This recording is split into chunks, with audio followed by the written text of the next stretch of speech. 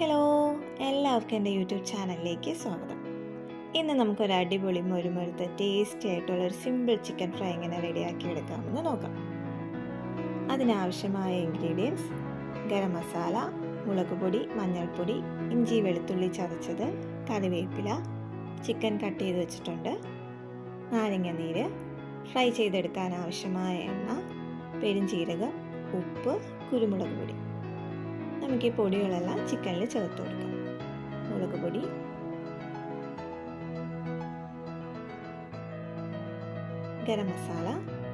ഗരം മസാല ഇല്ലെങ്കിൽ ചിക്കൻ മസാല ആയാലും മതി, മഞ്ഞൾപ്പൊടി,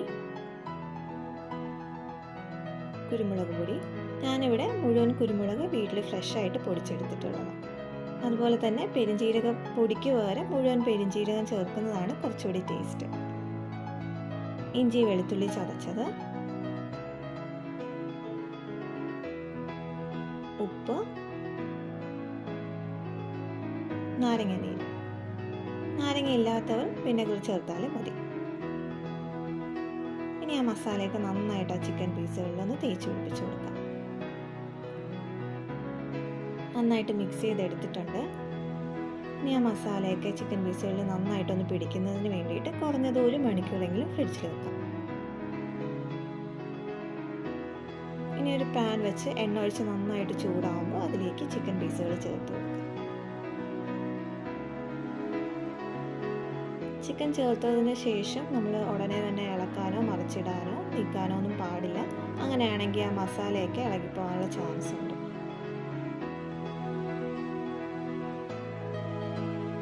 ഒരു സൈഡ് വെന്ത് കഴിയുമ്പോൾ മറിച്ചിട്ട് കൊടുക്കാം.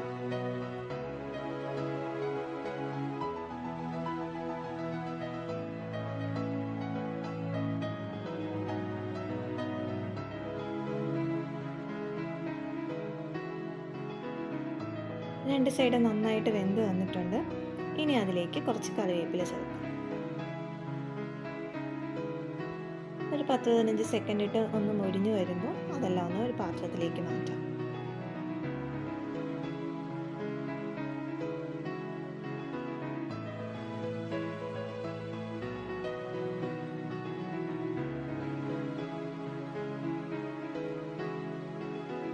വളരെയധികം സിമ്പിളായിട്ട് നമുക്ക് റെഡിയാക്കി എടുക്കാൻ പറ്റുന്ന ഒരു ഫ്രൈ ആണ്. ഇഷ്ടപ്പെട്ടെങ്കിൽ നിങ്ങൾ ഉറപ്പായിട്ടും ട്രൈ ചെയ്ത് നോക്കണം.